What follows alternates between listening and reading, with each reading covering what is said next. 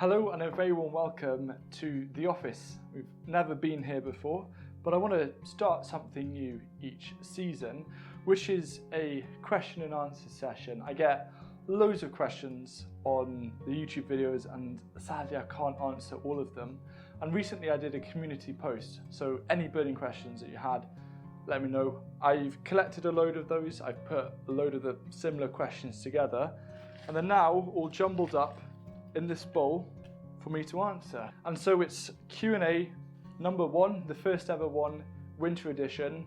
The next one will be spring. What I'd like to do with each seasonal question and answer video is for you to be able to ask the questions down below for the next Q&A. So the next Q&A is going to be in spring. So any questions that you have related around spring, for example, put them down below and they might be answered in the next Q&A.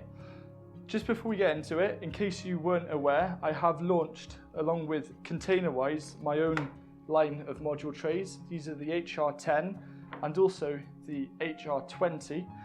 They're sold via ContainerWise in the UK and via Hughes Garden over in America. Also on Hughes Garden, we're selling around 8 other types of module tray. These are based on the 40L, which, as you all know, if you watch this channel, is my favorite size of tray. So it's going to be a bit of a lucky dip with the questions. I'd like to go through all of them and we'll see what happens. The first question from the Indigo Escape asks, I want to start a raised no-dig garden. I have no homemade compost. What do I need to make sure when I get bagged compost? So bagged compost is, sometimes it can be overwhelming with the amount of options out there in terms of what compost to get. So you can get really cheap and cheerful bagged compost. Often that's like full of plastics. Often it's full of peat as well. So what I'd recommend you do is to start to filter things down. So the first thing I'd do is make sure that you don't look at any options that have peat, just for many different reasons, unless the peat happens to come from, say, dredged canals. That's a sustainable way of getting peat, but that's pretty hard to get. So just look for something that is peat free. Now, if you're starting, say, a raised bed no-dig garden, what you actually want is something bulky. So I'd actually recommend that around 2/3 of your raised beds are filled with topsoil, and then the top third can be some kind of compost. Now, in terms of the compost, I would be more inclined to invest in a higher quality compost, but use less of it, rather than investing in filling the whole bed with a kind of medium budget compost. So there are 3 compost brands in particular that offer great peat-free options. Those are Rocket Grow, Dalefoot, and also Melcourt. Any of those will work, but really if you're just starting off, you only need around 5 to 7 centimeters of compost for your first season, and you can grow some great vegetables. I then supplement that with some DIY liquid amendments. All right, time for the next one. I'm just going to throw them when they're done. That landed right behind me, actually. I should make them into paper planes, I think. That'll be fun. Barbara Heyman asks, could you share your favourite food recipes and dishes that you create straight from your garden? I already know the answer to this. What are your favourite foods that you grow and what dishes do you make with them? So 2 questions. The first one, in terms of sharing my favourite food recipes created straight from the garden, well, there's 2 places to go to. The first is over to Farmer and Chef on Instagram. That is mainly run by my colleague Sam. A lot of you know him, Chef Sam Black. He has also written this great book, which a lot of you have actually got for Christmas, The Nature of Food. That is a leek that we harvested from the garden. This is full of loads of great recipes and information. I'm not going to be throwing that. Now, the Farmer and Chef Instagram, but also the blog, the website, all completely free, loads of recipes, loads of seasonal recipes, they're all delicious. Just have a look through, look at the pictures, look at the titles, see what there is. You can use the search function. So wild garlic season is coming up in about 2 or 3 months, depending on how warm the start of spring is. I love wild garlic, there's loads of recipes on there, for example. So head on over to Farmer and Chef and find out. Now the second part, what are your favourite foods that you grow? Peas. I love peas, and I love leeks. I actually think that peas and leeks as a taste together, they work really well, but sadly they're in the wrong seasons. You've got winter versus summer, but at least you can freeze peas. What dishes do I make with them? Literally everything. Someone asked, like, what dishes do I usually make? And I thought, in the last 50 dishes that I've cooked, there's been like 45 different dishes. So I'm constantly trying to learn new things and then adapt them and improve them, but it's a lot of fun. Next up, Liz Guntur asks, hi, how many people do you share your crops with? Can we meet them? It's a good question. So I got a team of colleagues as well. So we're a team of 7 in total. And what we did for quite a bit of this year is we did a weekly veg box scheme. So we just shared any kind of harvests, put them into a veg box, and then we could all take them home to enjoy. That's the main thing. I've also got my parents as well to share with. And then anything excess, there's multiple different channels.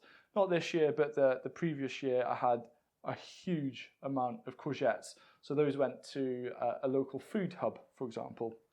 And in terms of meeting them, they just pop up here and there on my videos. And yeah, great bunch of people to work with. Most of the time, unless it's Charlie who's behind the camera.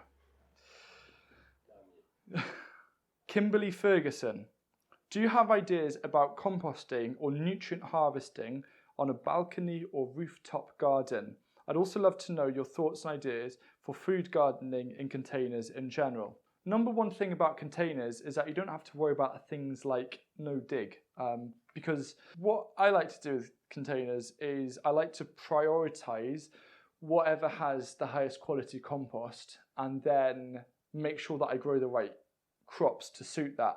So if it's kind of quite a used compost, kind of like spent compost, I might grow a load of salad crops in that, where I've made my own DIY liquid feed to just help to supplement them. But for where I have the really good compost, say in the first year, that's where I might grow my potatoes, or I might grow my tomatoes, or perhaps really hungry things like cauliflowers. So what I'd actually do is have a hierarchy of which containers have the best quality compost, and whenever you update with new compost each year, just to be aware that you apply the needs of the plants to suit the quality of the compost that remains in the containers. In terms of nutrient harvesting on a balcony, it's a little bit difficult. I'd say the main thing is nutrient harvesting from your household. So that's going to be all of your kitchen scraps, for example. Now, in terms of composting, there's always absolutely one route I would go down if I just was growing in a balcony, and that would definitely be vermicomposting or worm castings. Because vermicomposting is so potent and so nutrient rich, you can actually get away with buying some pretty cheap quality peat-free compost just in terms of being able to bulk up your pots and containers. And then you can add your vermicompost to really add a lot of substance and goodness to that. I think that hopefully answers that question. Shaman Buddha asks, tips for making income growing vegetables, the do's and don'ts, how to progress from a great food grower to a full-time self-employed grower. I picked out this question because I don't actually feel I'm in the best place to answer that, because I'm not growing veg to sell, say, in a market to make income. I know Charles Dowding has recently done a video, I haven't seen it yet, but he's recently done a video about making money selling vegetables.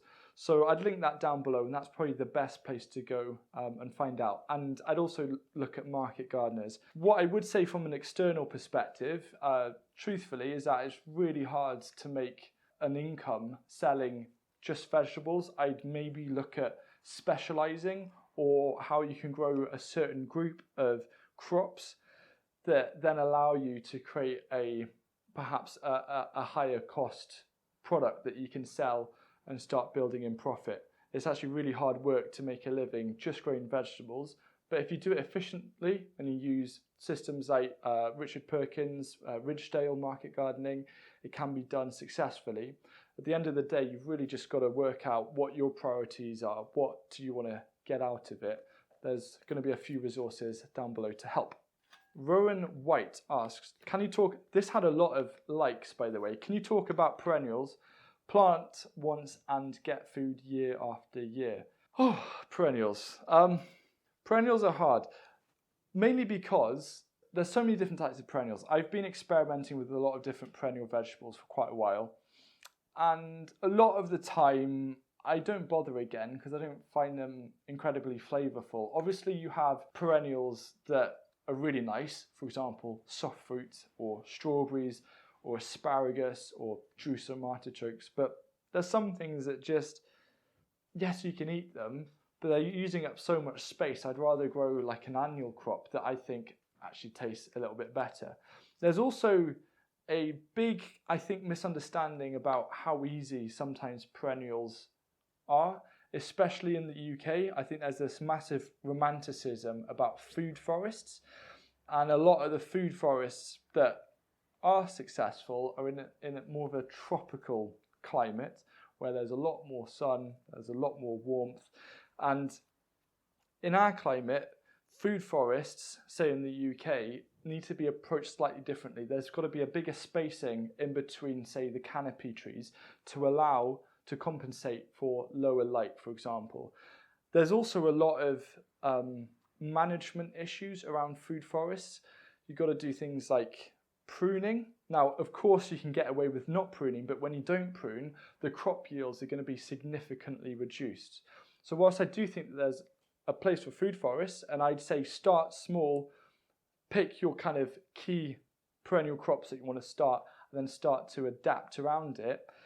A lot of people think food forests are going to feed the world. I highly disagree with that. I think in terms of the time input needed, the space needed, I think they're a supplemental way to provide nutrients, but I don't think they are the way. Dusty asks, I'm starting out in a garden, so currently planning for next year. Where do I start? Complete beginner. Around 8 square meters to utilize likely raised beds. Well, this is actually a very useful one. I haven't looked at these questions for quite a while. So I just shared on my Instagram about this free online audio course that I did with Liz Orab. It's 12 key lessons for beginner gardeners to ensure success in your first year. And anyone who's watching this, that is, I'd say, a great resource to get started with, because you can listen to that when you're doing the washing up, you can listen to it when you're commuting to work. It's just going to give you a load of kind of key tips to ensure that you get started on the right track and you know what to focus on and also what to not worry about in the first growing season. It's really important to try and get that first harvest under your belt to have that sense of accomplishment and then build on from there. So there's a link down below. Dotty Dot asks, I wish that was a real name, maybe it is, but I like that. Any ideas for building free or cheap raised beds would be great. All right, you're not going to hear me say this often, but you don't have to have sides on a raised bed. It's a big debate. I know where I stand. I prefer, for various personal reasons and practical reasons, to have sides on a raised bed. Now, if you're trying to grow food and save money, you don't have to worry about sides. You can get away with it. We all know that. However, if you're looking for certain materials, I really like the idea of using logs. I've seen some amazing, just finding logs, kind of putting them together. Yes, it will cause some slug issues, but they can create beautiful raised beds. Also stones, things like breeze blocks, those make really nice raised beds.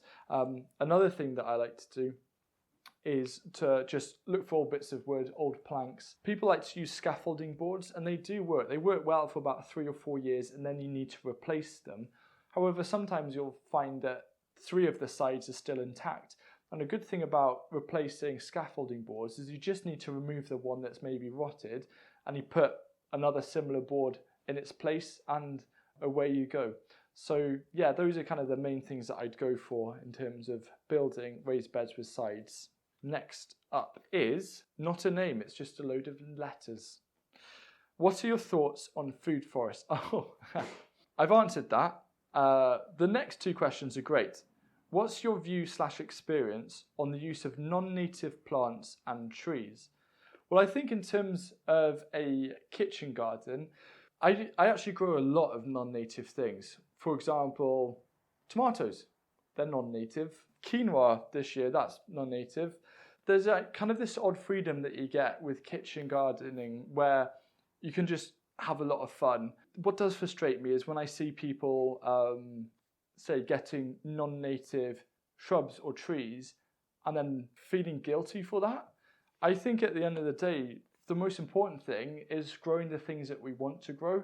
As long as it's not going to be invasive, as long as it's not actually going to be a potential burden on the local ecosystem, I think there's a really important place for non-native plants, especially if we're thinking about food security. There's a lot of benefits that we can get. In a carefully designed system or carefully designed garden, the number one thing is to work out what the actual yields are, what are we trying to get from that space.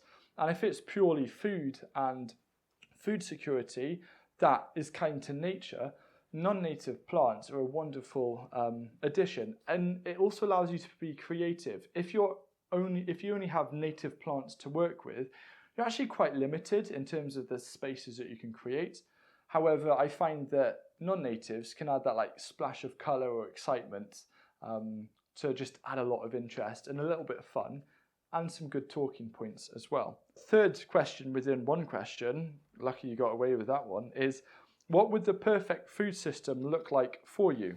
And I think that that's actually a whole video that might not be suited to this channel, but I very much believe, some people say it's a bit of a buzzword, I very much believe in the whole regenerative side. So how can we constantly improve the land, prioritizing soil health? Through doing that, we can produce food.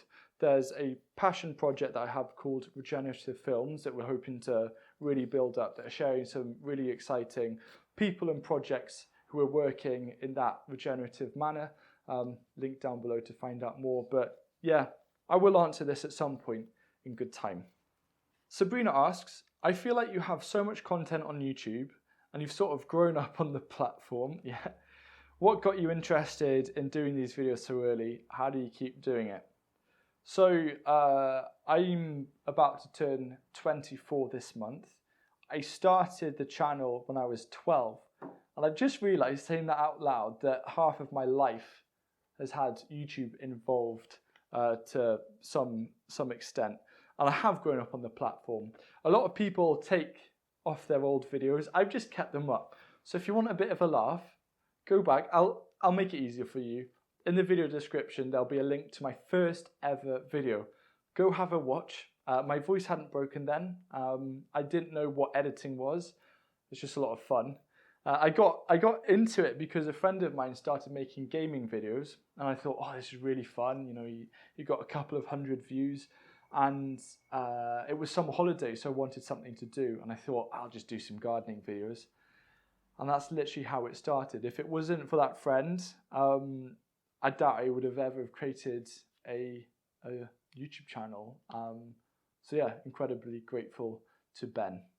So the next question is by Lisa Elwood, and she asks, how does permaculture work on the flat? Do you only use raised beds?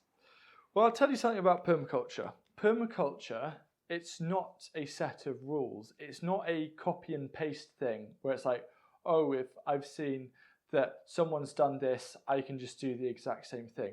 No, what permaculture is, it's a design toolkit.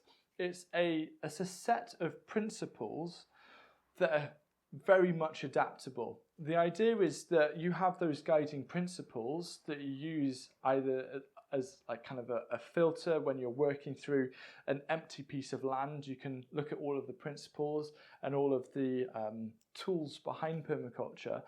But what permaculture in essence is a method that allows anyone all over the world to work with a piece of land in the best way possible. How to work with that piece of land to create a thriving place that works with the climate, to create a thriving place that helps humans, helps the community, and it creates a thriving place that helps the local wildlife and ecosystem around. And so it's not a set of rules, it's a set of principles, design principles, to help you fully realise the potential of a space. And I think permaculture actually, once you do understand it, you can do things like I did a permaculture design course. Once you truly understand it, permaculture is one of the best ways to draw out potential from a space. And I think that's very, very exciting. Next we have a question by CT. Do you save seeds from all your crops or plan to? Do you plan on showing how you preserve a lot of the food that you do grow? So with regards to preserving, a couple of projects coming up on that. Best place to check out is Farmer and Chef, or you can ask Sam about any ideas. Now in terms of, do I save seeds from all of my crops or do I plan to? No, I really don't. I don't plan to save all of the seeds from my crops. I do save some seeds, but the thing about seed saving is that it's almost a whole different ball game. You've got to be a lot more organised. A lot of things cross-pollinate, and that can be a big put-off. So you've got to look at things like isolation cages, etc. And so I admit I save the easiest things. But what I like to do is I like to support small-scale seed producers or like organic seed producers, because it's so important that we have people who specialise in keeping varieties alive, in being able to produce high quality seed for us gardeners. And I think instead of me trying to spend all of the time and the headache of saving all of my own seed, I'd rather invest that in a group or a company that does that really well, because I think that that's one of the best things that we can do to guarantee a really nice future. The next question comes from Sarah Johnston. What's a normal day look like for you? Normal day. There is no normal day. Very much I could be like a headless chicken one day, and then the other day everything's all set out. It's more of like a week. So within a week there's quite a few things that I've got to do. I've got to make sure I do some writing, got to make sure I do gardening, got to make sure I do filming, all of the admin side, all of the business side, make sure that the videos are sorted, visit other people, teaching, etc. So it's very varied. I don't think I've ever had a normal day or routine since leaving school, which in a way I quite like. I would like to do more things in the evening. I really like doing ceramics, for example, pottery. So I would like to get back into a habit of doing that maybe twice a week. Jake asks, what lessons have you learned from the intense drought this year? Firstly, it was nice to be able to officially talk about drought after it was done with all the official figures, rather than all the comments saying, oh no, it's not a drought, it's just a dry spell. It was a drought. It was a massive challenge. The biggest lesson I learned this year is to not listen to everyone. I did a lot of mulching with grass clippings early on because it was unusually dry, but there was still grass. So I thought, I'm just going to do some mulching. And I think that was the single best thing that I did this year, even though I got literally dozens of comments of people saying how terrible it was, all of the slope problems, potential fertility issues. I don't have time to get caught up in all the politics that happens with gardening. It's kind of quite nice being separated from that, and gardening is very much about experimentation, and it almost comes under that permaculture thing. It's not a set of rules. What might work well in one garden might not work well in another garden. And I think the fun thing about growing is that we're on a journey of discovery. We're all on a common journey of being able to produce our own food. When it comes to our own space, there's a lot of flexibility and there's a lot of learning that we can do from that. And what I've learned is to no longer worry about what other people say about what I mulch my garden with, because of grass clippings, I had a fantastic fennel crop that would have easily bolted. I had a great celery crop that would have otherwise bolted. It really helped with the tomatoes, and the soil by the end of the season that had been mulched with grass clippings, it just felt so beautiful. It had so much moisture. I was really, really happy with it. What I have done though is towards the end of the season, I've removed the grass clippings. composted those down, make sure that, say, the polytunnel beds get plenty of water, and then I'll think about using grass clippings again next year. Michael Goff, ever try an indoor hydroponic system for growing indoor over the winter? No, I admire people who do hydroponics. I think now with like the cost of electricity, unless I was self-sufficient on electric, I'm not super keen. What I prefer to do, it was a video that I did that I think put across a very strong message, but didn't get as many views as I hoped. But my favourite technique for being able to eat over winter is to make sure that I have a lot of hardy vegetables standing in the ground over winter time that I can just pop up to the garden and get whenever I want. So I focus less on preserving over summer and autumn, but actually dedicate a greater percentage of the garden towards growing winter crops. So I don't actually have to do the hydroponics because I do have harvests and lots of harvests that I can enjoy anyway. It's not going to work in really, really cold regions, but in terms of the UK, sometimes it is a good idea to just dedicate a bit more space of the garden towards winter vegetables, because when we're thinking about the cost of food and cost of vegetables, fresh vegetables are much cheaper to buy in summer and autumn.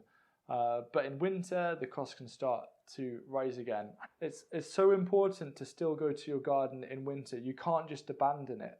And by knowing that I have food up there, I have to go up to the garden. And no doubt I can keep an eye on things, see if there's any problems that might have occurred. And it's nice to just keep that habit or keep that formality of harvesting right through the year. The next question is by Trish Gibbons. In all the years I've been gardening, I've never produced one single beetroot I planted from seed. Help. Well, I feel very sorry for you. I love beetroot, especially golden beetroot. If you find like normal like red, purple beetroot a little bit too earthy, grow golden beetroot. It's going to change your life. It just tastes so sweet. It is honestly so tasty. I've converted a lot of people who didn't like normal beetroot. They've tasted golden and they love it. So the first thing is beetroot. You don't want to. You want to either start. For me, I either want to start beetroot quite early, or I like to start beetroot from kind of July. I'll do another sowing. Now, if you have struggled to sow from seed, I really don't have much to go off here. But if you've only been, say, sowing in modules and then transplanting, I'd maybe do some direct sowing. Beetroot is one of the things that I love to direct sow. I think it works so well. Yes, multi-sowing of beetroot also works really well. You can get in a little bit early. But direct sowing for me, I really enjoy it. The main thing though with direct sowing, unlike multi-sowing, is just to be a little bit careful on spacing. But yeah, that's the main tip is if you're doing module sowing, try direct sowing. If you're doing direct sowing, try module sowing. And try to do it kind of earlier on. If you say do some around your last average frost date to direct sow or to module sow, that should hopefully do it. If not, around mid-July do another sowing, and hopefully by autumn you'll have some beetroot that you can enjoy.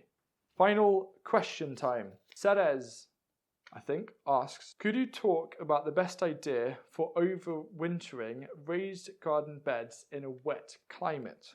This is quite a hot topic. A lot of debate around it. It's like, should you put compost down and then should you cover it? You don't need to cover your raised beds even in a wet climate. What might be a bit of a challenge is if your raised beds are on a slope. What I find, because I've got some beds that are on a bit of an angle, what you've got to do is around end of winter, I need to get a rake and pull some of the compost back up to the top because it's kind of become a little bit uneven. So I've just got to rake it back up just to ensure a nice distribution. Before overwintering raised beds in a wet climate, right now we've had a lot of cold weather. That's killed off all of like the weaker plants. I'm just leaving those in the ground. They're almost forming a protective surface, a protective mulch as they're breaking down. I'm actually leaving them in, and I'm going to clear them out kind of end of February, early March, and then I'm going to put some compost down there. You can put compost down in autumn, but if you don't put compost down in autumn, I feel personally the second best time is kind of February, March, right before the start of a new season. Plus, a lot of vegetables have quite shallow roots, so you don't need to like wait for all the compost to like mix in to the lower levels. Just as long as you put it down some point during the year, you're going to be fine. Speaking from experience, growing in a wet climate, I know that to be the case. In terms of overwintering, if you do want some kind of crops to protect, then growing things like brassicas, they seem to do pretty well in wet climates over winter. Growing a load of brassicas almost as a cover crop that you can either harvest at the end of the season or chop and drop or compost. That is a nice way to just add a little bit of protection to the soil. If you want to put a tarpaulin over it, you can put a tarpaulin over. There's no set rules, as I mentioned before. Just have a bit of an experimentation, maybe do a 50-50 split with 2 different techniques and see what you feel works best for you. And so there we have it, a winter question and answers session. I rather enjoyed that. It was just like, oh quick, let's get the camera out, let's get this filmed. So any questions that you do have, please leave them down below, and then tune in early spring, probably right at the start of March, when the spring edition of the Q&A comes out. Hope you've enjoyed it, and enjoy a bit of a rest. It is January, no need to start thinking about sowing quite yet, unless maybe you're thinking about peppers and tomatoes. Don't rush into it, make the most of the nice relaxing time, still brainstorm, plan, and see you again very soon.